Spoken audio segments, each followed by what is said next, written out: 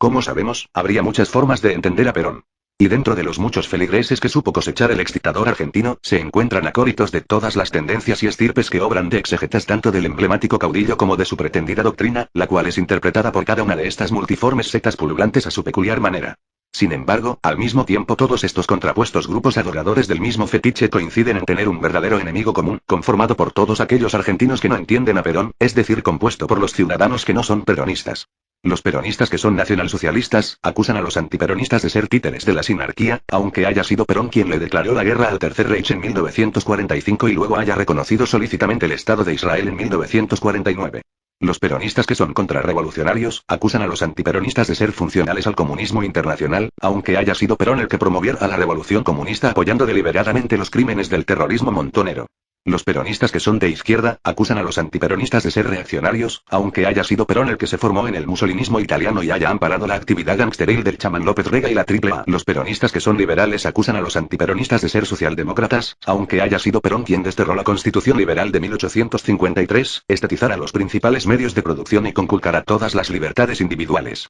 Los peronistas que se dicen católicos acusan a los antiperonistas de ser agentes de la masonería, aunque haya sido Perón quien ordenara incendiar las iglesias, fomentara el encarcelamiento de sacerdotes y condecorara al masón Licio Gelli, gran maestre de la itálica logia P2. Los peronistas que son británico-fóbicos acusan a los antiperonistas de ser agentes del imperialismo pirata, aunque haya sido Perón quien pagó por precio triplicado la estatización de los trenes ingleses, es decir, de esos mismos fierros viejos, Perón Dixit, que apenas unas horas después de la onerosa estatización iban a pasar a ser, por vencimiento inminente del contrato de concesión, propiedad del Estado Nacional ipso jure et facto. Los peronistas que son anti-yanquis acusan de ser agentes de la CIA a los antiperonistas, aunque haya sido Perón quien suscribiera las actas de Chapultepec, se abrazara sumisamente con Milton Eisenhower, entregara en bandeja la explotación petrolera de la provincia de Santa Cruz a la Estantado y endeudara al país a tasas usureras para júbilo del Eximbank. Los peronistas de costumbres conservadoras acusan de modernistas y pornócratas a los antiperonistas, aunque haya sido Perón quien legalizara la prostitución, organizara las fiestas de la UES y eligiera por habituales esposas a casquivanas mal afamadas. Los peronistas que se dicen democráticos acusan de golpistas a los antiperonistas, aunque haya sido Perón quien apoyara, participara y se beneficiara del golpe a Hipólito Yrigoyen en 1930, del golpe a Ramón Castillo en 1943, del golpe a Arturo Rawson también en 1943, del golpe a Pedro Ramírez en 1944 y del golpe a Héctor Cámpora en 1973.